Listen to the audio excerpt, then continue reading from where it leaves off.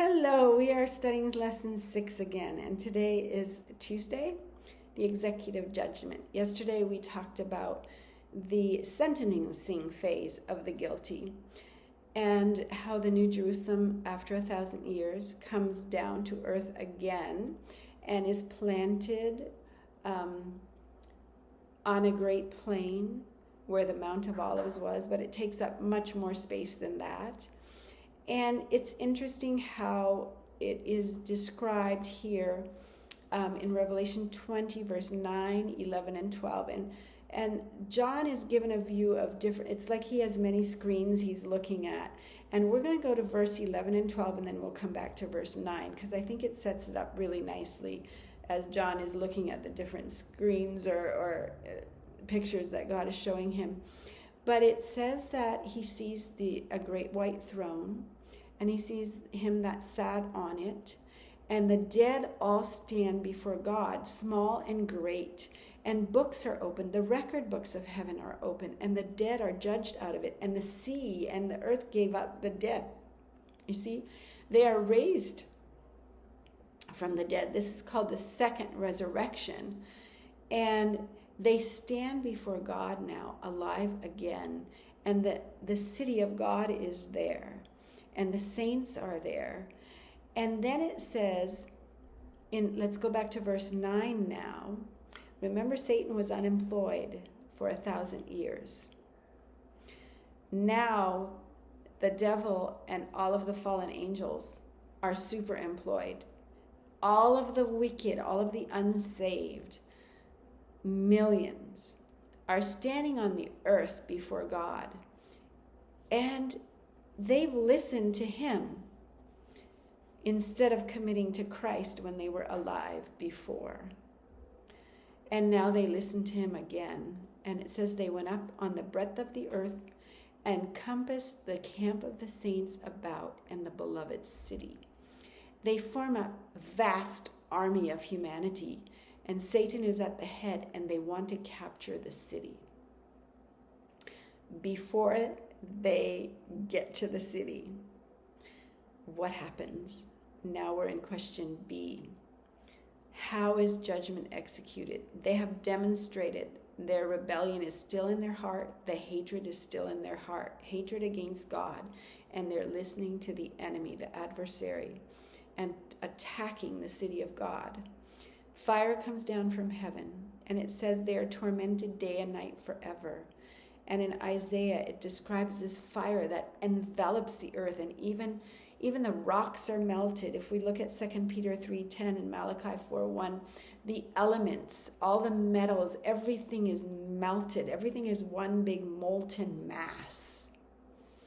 You know, man is long consumed before rocks melt. But why does the Bible use that kind of language forever and ever? This is an everlasting fire. Their smoke rises up forever and ever. Well, if we compare Scripture against Scripture, we can understand the language. And here we are being shown the finality of this judgment day. If we look at Jeremiah 17:27, God is prophesying before the captivity of Jerusalem to the people of Israel that because you don't hallow my Sabbath, they were conducting business on God's holy Sabbath day. They were not keeping his law.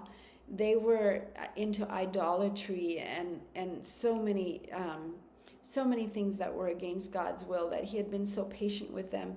He says, I'm going to set fire to your gates, to the gates of Jerusalem, and they are going to burn with a fire that cannot be quenched. Well, the gates of Jerusalem did burn.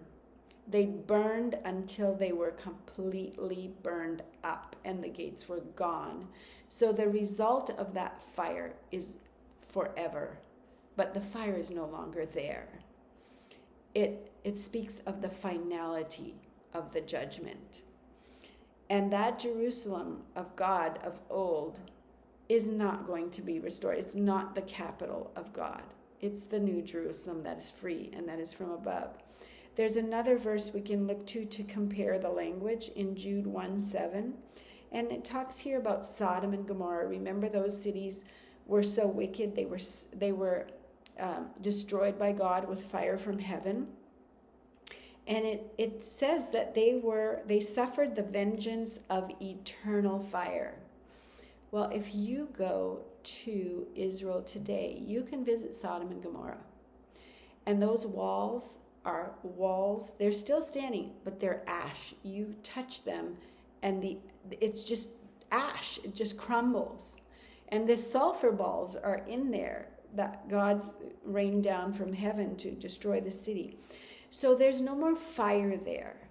But that fire consumed everything in Sodom and in Gomorrah. And the results of that fire are eternal. Everything was annihilated and completely turned to ash with this eternal fire. The results are eternal. The fire is not eternal. I hope that makes sense.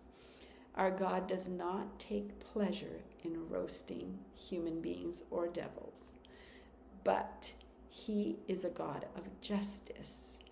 And all of the evil that has been and all of the suffering that has occurred on this earth will return on those who caused it and chose it. And so our God is a just God, and our God is calling us to be in the city with him. I pray that we receive him today. God bless you.